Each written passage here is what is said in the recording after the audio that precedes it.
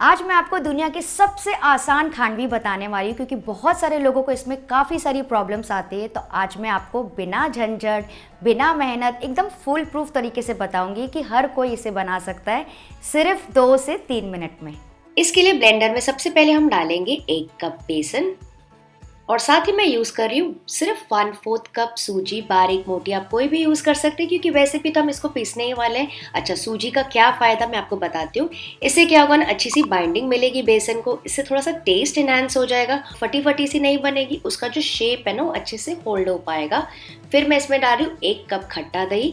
तो दही कितनी हम डाल रहे हैं, जितना हमने बेसन यूज किया था, कोशिश करके खट्टी दही यूज कीजिएगा तो बहुत अच्छा टेस्ट आएगा। 3 से 4 हरी मिर्चें फ्लेवर के लिए, थोड़ी सी हींग और 1 टुकड़ा अदरक का। अच्छा, इस वक्त मैं इसमें डाल रही हूँ बस आधा कप पानी अभी के लिए। पहले हम पीस लेंगे, फिर हम देखेंगे अगर पानी की ज़रूरत होगी तो हम आगे एडजस्ट कर लेंगे क्योंकि हमने इसमें दही भी डाली है। और इसको अच्छे से ब्लेंड कर लेंगे, एकदम स्मूथ घोल तैयार कर लेंगे।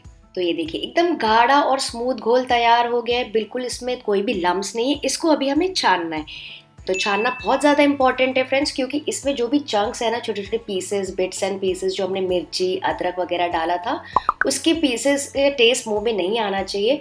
क्योंकि नॉर्मली अगर आपने ऑथेंटिक खांडवी खाई होगी तो उसमें बीच में एकदम स्मूथ रहता है, बिल्कुल कोई भी पीसेस आपको नहीं दिखते। तो इसको अच्छे से छान लिया। मान लीजिए इसे कम ज़्यादा है तो आप यहाँ पे पानी डाल के एडजस्ट कर सकते हैं, वैसे उसका अंदाज़ा आपको आगे भी लग जाएगा, मैं आपको बताती जाऊंगी।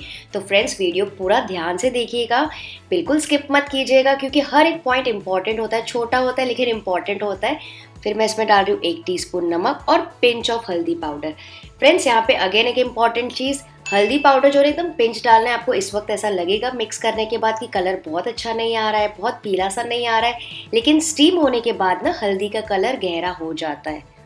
तो बहुत ज़्यादा हल्दी यहाँ पे नहीं डाल दीजिएगा, वरना पता नहीं कौन सी कलर की आपकी खांडवी बनेगी।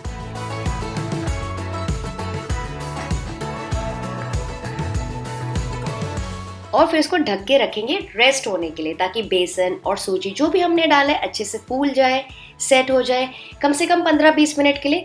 और अगर आप आधे 1 घंटे के लिए भी छोड़ सकते हैं तो नथिंग लाइक इट। तो करीबन मैंने इसको रखा था 40 मिनट के लिए। फ्रैंकली 40 मिनट के बाद मैं आपको इसकी कंसिस्टेंसी दिखाती हूँ।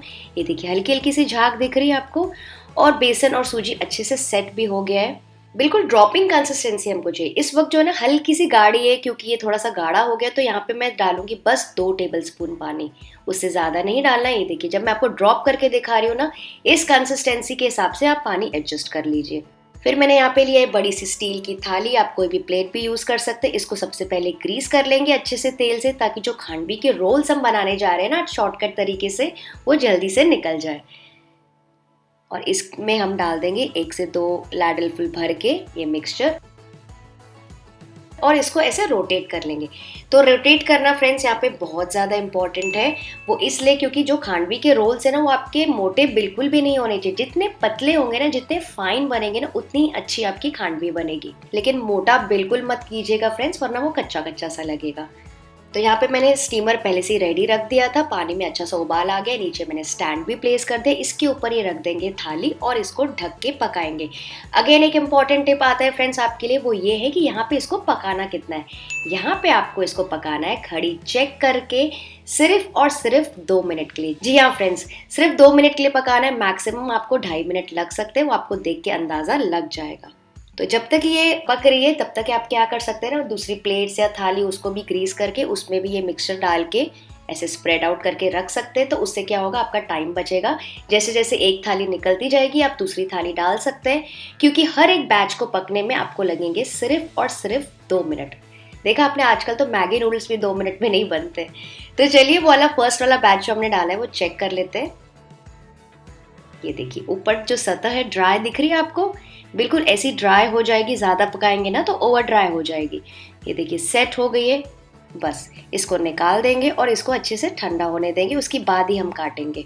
तो ये लेयर अच्छे से ठंडा हो गए। अब इसमें सबसे पहले मैं कट्स दे दूंगी, जितने बड़े या छोटे रोल्स आपको बनाने हैं उसके हिसाब से आप कट्स दे दीजिए। कट्स पहले मैं इसलिए दे रही हूँ क्योंकि इसके ऊपर मैं स्टफिंग करने जा रही हूँ, तो बाद में स्टफिंग के बाद कट्स देना थोड़ा सा डिफिकल्ट हो जाता है। और फिर मैं इसमें स्प्रिंकल कर रही हूँ थोड़ा सा फ्रेश कोकोनट। आपके पास हो तो आप डाल सकते हैं, वरना ये कम्प्लीटली ऑप्शनल है। थोड़ी सी फ्रेश धनिया भी मैं डाल रही हूँ, just for flavour and looks. और अब मैं क्या करूँगी, ये देखिए साइड से ना ऐसा थोड़ा सा कोना है ना, वहाँ से थोड़ा सा ऐसे छुड़ा लीजिए। मतलब एक बार अगर आपका कोना छूट गया ना, क्योंकि हमने ऑयल तो अच्छे से ग्रीस किया था, एक बार आपका कोना छूट गया, सुपर्ब। तो ये जो पूरी पट्टी है ना, एकदम ही आसानी से निकल जाएगी। देखिए कितनी सॉफ्ट पट्टी है, जितनी सॉफ्ट पट्टी होगी ना, कितनी स्मूथ होगी, उतनी अच्छी आपकी खांडवी बनेगी। और फिर क्या करना है, इसको बस रोल करना है जैसे खांडवी हम बनाते हैं।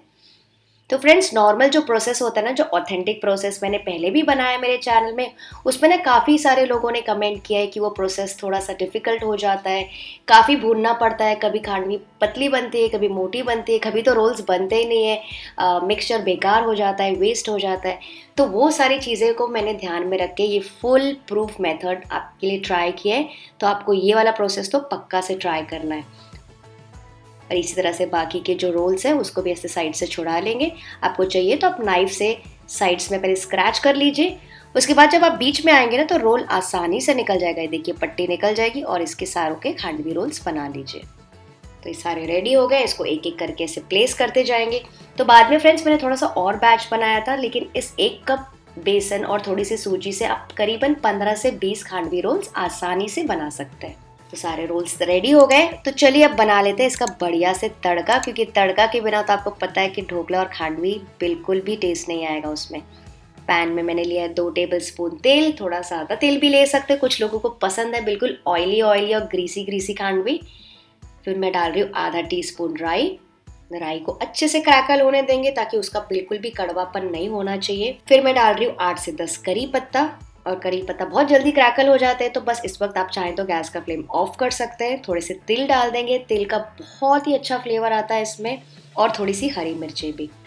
इसको चला लेंगे बस 20 से 30 सेकंड के लिए, ज़्यादा समय लगता नहीं इस तड़के को बनाने के लिए। और इस बढ़िया से तड़के को डाल देंगे खांडवी के ऊपर। तो डायरेक्टली कुछ लोग ऐसे जैसे भगाड़ देते हैं ना दाल में, वैसा डाल देते हैं, वैसा मैं नहीं डाल रही हूँ, वरना एक तरफ ही पूरा तड़का इकट्ठा हो जाएगा।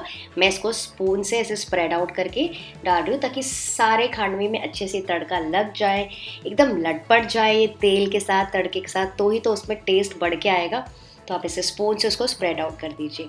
तो फ्रेंड्स, आई होप आपकी लाइफ थोड़ी तो इजी हुई होगी आज के प्रोसेस से। अगर हाँ, तो इस वीडियो को लाइक पक्का से कीजिएगा, ताकि मैं आपके लिए और ऐसी जो डिफिकल्ट वाली रेसिपीज है, ऑथेंटिक रेसिपीज है, उसको इजी तरीके से कैसे बनाना है वो मैं आपके सामने ला सकूं।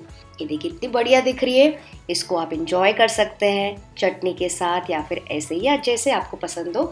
तो अगर आपको आज का वीडियो अच्छा लगा तो लाइक करके जाइएगा और कमेंट करके बताइएगा कि आपको ये प्रोसेस कैसा लगा। मैं आपसे मिलती हूँ, बाय बाय।